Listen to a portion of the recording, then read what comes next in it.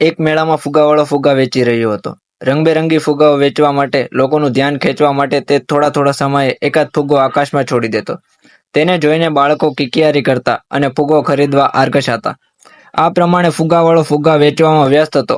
ત્યાં કોઈ તેનો જબ્બો ખેંચી રહ્યું હોય તેવું તેને અનુભવ્યું. પાછું વળીને તેણે જોયું તો એક નાનકડો આદિવાસી છોકરો હતો. નજર મળતા જ આ આદિવાસી છોકરાએ તેને પૂછ્યું, "તમે કાળા રંગનો ફુગ્ગો છોડશો તો તે પણ આકાશમાં ઉડશે?" ફુગ્ગાવાળો ક્ષણભર વિચારમાં પડી ગયો. આ છોકરો આવું શા માટે પૂછતો હશે? તેની નજર છોકરાની શ્યામ ત્વચા પર પડી અને તેના મગજમાં તરત જ ચમકારો થયો. ફુગ્ગાવાળાએ વાત્સલ્યપૂર્વક આદિવાસીના છોકરાના માથે હાથ પસારીને સરસ ઉત્તર આપ્યો, "બેટા, ફુગ્ગાઓ તેમના રંગને લઈને નહીં, પરંતુ તેમની ભીતરમાં જે હોય છે તેનાથી જ ઉપર ઉડતા હોય છે." મોરલ ઓફ ધ સ્ટોરી: આપણે પણ આપણા જીવનમાં બહારી દેખાવ, આકાર, રંગને ધ્યાનમાં લેતા હોય છે, પરંતુ સાચી વાત તો એ છે કે આપણે તેનાથી નહીં, પરંતુ આપણી જે કાર્યક્ષમતા છે, આપણે જે કામ કરવાની તાકાત છે, તેનાથી જ આગળ વધતા હોય છે. વિડીયો પસંદ આવ્યો હોય તો વિડીયોને લાઈક કરી દેજો અને ચેનલને સબસ્ક્રાઈબ કરવાનું ભૂલતા નહીં.